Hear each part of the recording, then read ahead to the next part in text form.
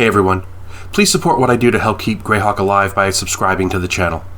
Also, please consider becoming a channel member to get early access to videos, exclusive live chats, quarterly adventure modules, and more. Thanks, and enjoy the show. I'm going to try to keep up better with my reading through the World of Greyhawk, and that's what we're going to do today on Greyhawk Grog.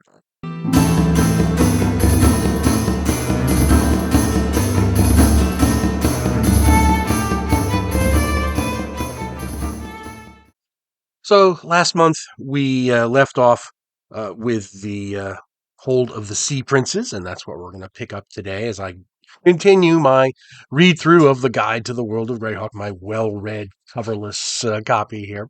Um, Picking up with the Hold of the Sea Princes, which is in the southwestern corner of the Flyness, just on the edge of the uh, Sea of Dust. Uh, the uh, the guy in charge, sort of kind of His Royal Highness Prince John II of Monmurg, ruler of the Azure Sea, captain of all fleets, etc., etc. It's got a population of 100,000. The Buccaneers of the Azure Sea in Jaclea Bay grew strong and wealthy when Kaeland was at the height of its power. And they were basically sea raiders and pirates and so forth. When Kaeland turned back from its imperial expansion, her navy began to rebuild and put the pirates in check, so that they sort of withdrew from piracy for the most part, and became large landowners. Um, Expeditions to the Amadio coast and thence to trade northward with rare wood, spices, ivory, and gold, which they wrested from the jungle savages. Eventually, the mainland possessions of the Sea Princes amounted to more territory than their island homes, and they practiced little formal raiding. See. Um, the If the people they have a small and efficient army and are relatively peaceful traders. If these people have a fault, it is that they allow the use of slaves in their nation despite strong protests from the yeomanry. It is reported that the Prince of Monmouth would abolish this practice, but his fellow nobles and the grandee of Westkeep, along with the commodores of the islands, prevent it. So the Sea Prince is an interesting thing because it's so far south in the Flyness. um, I always picture it as kind of like um, a pre pre-American Florida, when the Spanish were still there, or maybe a Cuba or someplace like that, with vast plantations that are worked by slaves, as well as a very strong merchant presence with the navies and so forth. So I've got this image in my mind of these large flat expanses of uh, you know uh, of plantations is the best way to put it. Later on, it is in the wars. Later on, it is taken over in the course of a single night by the Scarlet Brotherhood. It's one of those things I don't really care for uh, in the Greyhawk Wars, where the Scarlet Brotherhood kind of like comes out of the shadows. I would much prefer it if they hadn't, but so it goes. Um, but in terms of this, there's a nice it's a nice isolated realm. There's a couple of adventures were set there, the Gauntlet, the Sentinel, things like that. It's obviously got if you wanted to do something in the Sea of Dust, it would be a natural jumping off point for that sort of thing. So there's a lot of potential there, especially if you like maritime adventures. My two pirate themed adventures would do pretty well there. Um, it's also a very good jumping off point if you wanted to do a jungle campaign, or if you wanted to do Dwellers in the Forbidden City, which is not too far, relatively speaking. That would be a good place to set all that. So, number one. The Sea Princes, which is a nice self-contained thing. I did a campaign there once back in high school or college, and I had a lot of fun with it. So it's definitely an interesting place. There's also a little bit of political intrigue. You have the yeomanry doesn't particularly like them. Kaoland doesn't particularly like them for different reasons, and you can play that up. There's also you've got the Hool marshes are right there. So you got this big swampland, and there's forests, and there's obviously mountains. It's in like a little cup of the mountains. So there's a lot of varied terrain and stuff. So a lot of potential with the Sea Princes, and you can definitely do a lot of stuff with it. Next up is the Shieldlands. Oh, my dear Shieldlanders. one of the most popular places. Uh, if not for the place itself, then for what happened to it and its inhabitants. The Shieldlands, uh, at the time of writing, which is 576 before the wars, um, his most honorable lordship, Holmer, Earl of Walworth, Knight Commander of the Shieldlands. Basically, the Shieldlands were established as a holding of a knightly order, the Knights of Holy Shielding, to hold back the bandit kingdoms and later on Ayuz, and the Horn Society. So it's kind of there as a bulwark against these three evil nations to protect Furiondi and Valuna and ultimately the rest of the lands in the central Flanaess. Um, Not too far after this, before the wars, it is interesting to note. The timeline is a little sketchy, but before the wars happen, it seems that the Shieldlands are overrun by the Horn Society, and we know this because in the City of Greyhawk box set, the Knights of Holy Shielding are said to be there as refugees. So, and that takes place before the wars. That takes place in about 581. That deserves a whole that whole chronology of when does the City of Greyhawk take place deserves its own video because it's not nearly as cut and dried as it seems.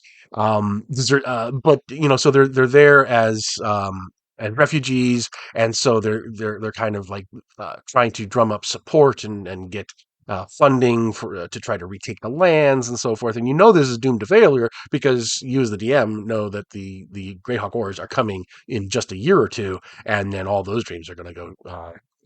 Go to hell. So, but it's a kind of a tragic story, and especially if you're going to be if you're maybe doing a character who you want to have this built-in vengeance quest, that would be a perfect way to do it. Somebody who is obsessed and sworn to retaking the lands of his fathers and so forth. That would be a great way to do that. But the Knights of Holy Shielding themselves are a fascinating group. You get a lot more detail about them in the City of Greyhawk box set, and it's just a really wonderful place and an organization. But it in this era in 576, it has this boom that is coming, and that's a very interesting thing from the DM's point of view. And of course, anything later after the wars or during the wars or whatever, it already has this tragic backstory, so it's kind of built in there. So interesting place, but if you're going to be setting a campaign there, you might want to be prepared that it's going to take a turn. You could have a group of characters who are working for the Knights, who are members of the Knights of Holy Shielding, and they're going on raids and missions and stuff, and then all of a sudden disaster befalls the land, and they are forced to retreat along with the rest of the Knights. So that actually could be a very cool and epic storyline right in there. So a lot of potential again with the Shieldlands. Next up, we have the Snow Barbarians, also known as the Kingdom of the Schnai. This is the kingdom that's on the easternmost tip of the Filronian Peninsula there. This is the third of these Sul barbarian nations. Um, they're all pretty much the same. This is probably the closest to Sweden that you're going to get. Um, it's a Viking-esque kind of realm. It had conquered its neighbor to the west here, uh, and several decades ago, and now because of the alliance with Ratic, those barbarians have kind of become strong enough that they're technically still vassals of the Snow Barbarians, but not anymore. In reality, because they have these modern military forces and so forth, but basically they're a quintessentially Viking-esque a bunch of raiders.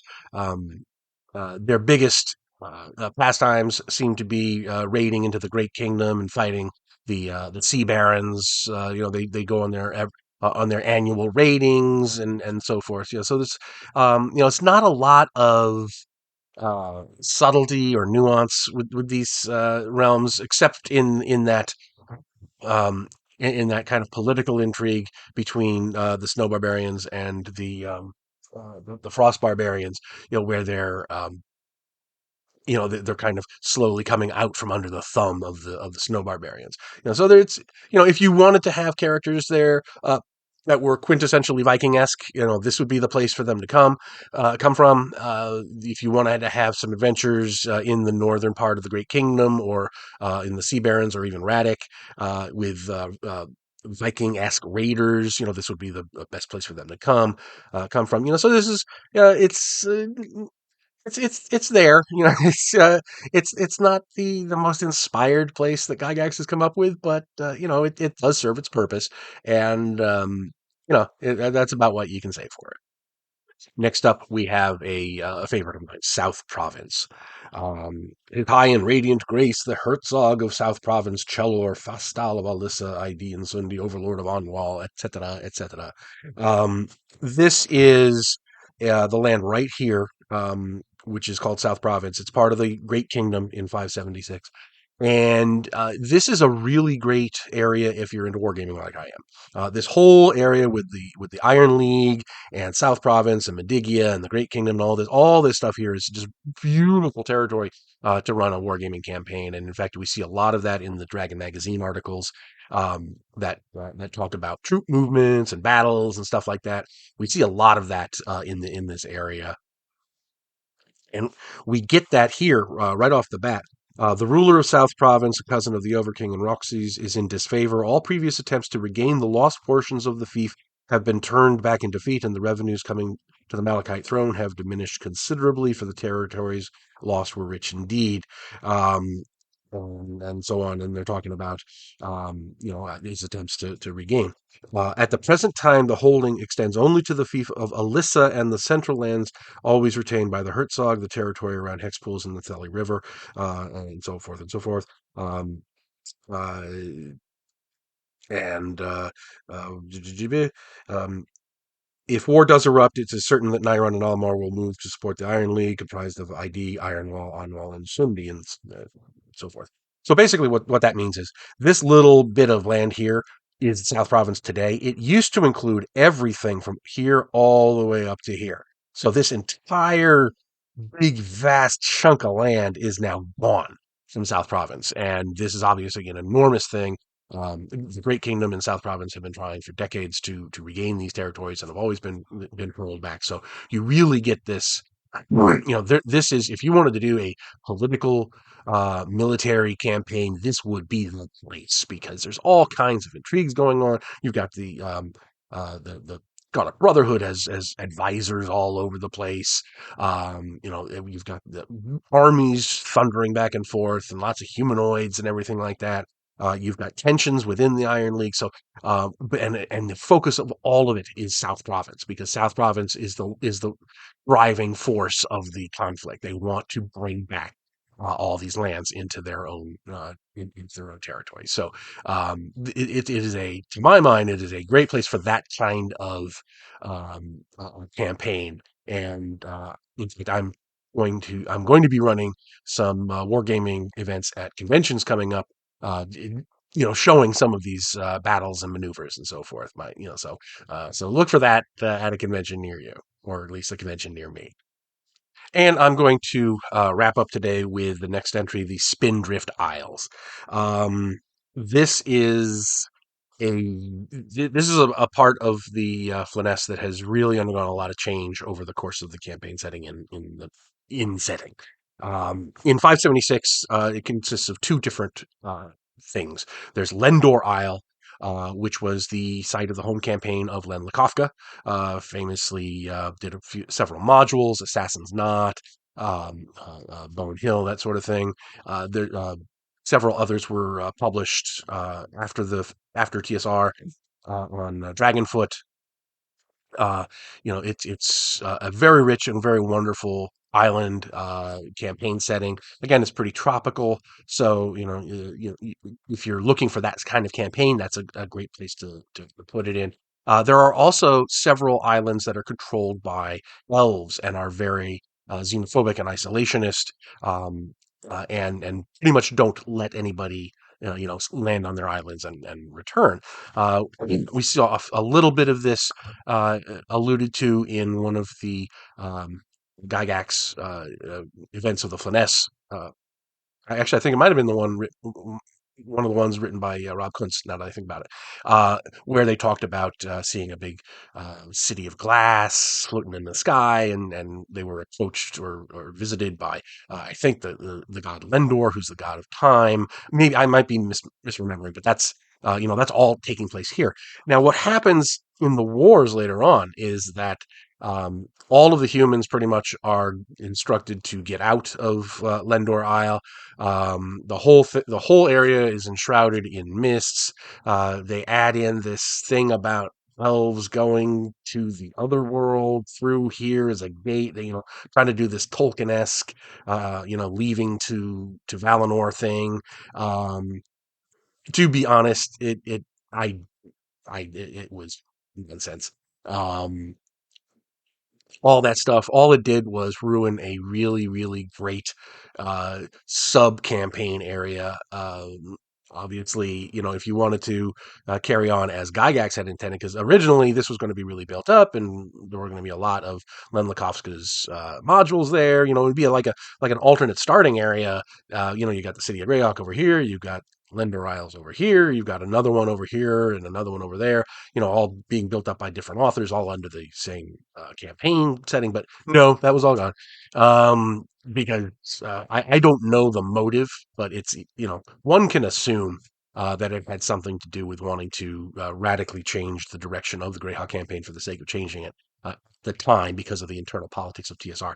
That's a pure speculation on my part.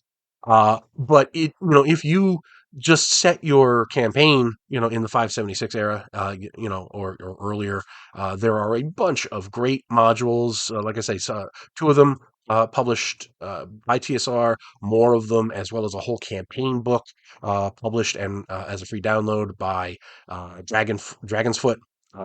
You can easily find them over on Dragon's Foot. I think it's .org.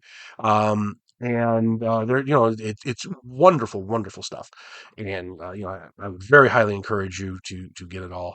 But and personally, if I was running a campaign and it had anything to do with the stuff down there, I would probably alter things to make Lendor Isle kind of its own thing. And they also changed the name. They changed it from the Spindrift Isles to the Lendor Islands. Why? I don't know. Just because it was weird. The whole thing of what they did to it after this book and set was kind of odd. So anyway, they did tee up that Gygax and Kunz did tee up that weird things were going to happen, but can't imagine that they would have gone to the extent that they did in basically kneecapping Len Lakofska's part of the setting. And so it's kind of an odd thing. So there it is. So there we are. I'm slowly but surely making my way through the book. Hope you're enjoying this series. As I said in the last one, there are some people who really enjoy these, even though they tend to get pretty low, pretty low viewings on the channel. I want to get through it all. Here we go. We're continuing. Hope you're all having a wonderful day, and I will talk to y'all later. Thanks for watching today's video. Please remember to hit the like button and subscribe to the channel. Below you'll find links to my Patreon, which helps make these videos possible. You'll also find the web store where you can buy my books, and my blog where you'll find all sorts of free downloads and other articles. Thanks, and have a great day.